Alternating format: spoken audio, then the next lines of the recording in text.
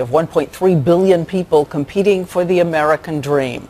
Today, the new international reading, math, and science scores were released, and Chinese students left American teens in the dust in all three categories.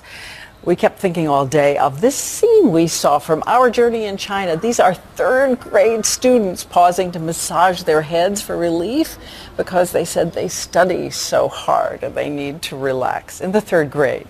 David Muir and I were talking about it. We traveled to China together. David. And Diane, these numbers are stunning for the entire world. The Shanghai stunner, you could call it. In fact, our own education secretary called the results, the words that Diane used, a wake-up call. Our president is calling for a modern-day Sputnik moment to catch up. Tonight's new numbers reveal what Diane and I just witnessed a couple of weeks back in China.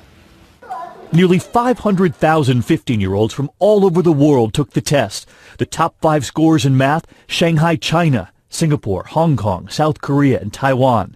And way down the list in 30th, the U.S. In science, again, Shanghai, China at the top, then Finland, Hong Kong, Singapore, and Japan. And down at 20th, the U.S. And in reading, Shanghai, China again, and the others. And down at 17th, the U.S. In our travels to China, it was everywhere, that laser focus on education. This public school in Shanghai where the children were 2 years old. By 3, they're at school from 8 until 4, already learning phrases in English. And the older kids wondered from Diane if the reverse was true back here in the U.S. Can you speak Chinese? No, I can say ni hao.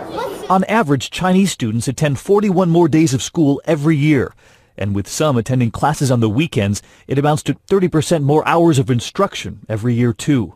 China, and now much of Asia, firmly sees a future beyond those factories. Nobody wants to be the shoe manufacturer of the world. Everybody wants to be in the scientific and technical sector. It's a global turning point the U.S. has faced before. 1960, then candidate John F. Kennedy, frustrated that the Soviets at that moment seemed to be winning the space race. The first vehicle in space was called Sputnik, not Vanguard. Money was poured into math and science. Less than a decade later, we put a man on the moon. With these test scores, now a new call from this president. 50 years later, our generation's Sputnik moment is back. And it's not just Asia, Finland too. Diane discovered that firsthand last year, learning that every elementary school teacher there must have a master's.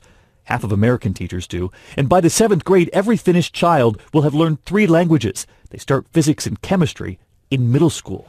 Physics and chemistry in middle school. And one other number we were stunned to learn about today comes from a new Stanford study that found if American students were able to raise their performance on this international test by just about 5%, it would translate into $41 trillion in the U.S. economy over just the next 20 years, Diane. Just a 5% increase in how we do. We did it before. We can do it again.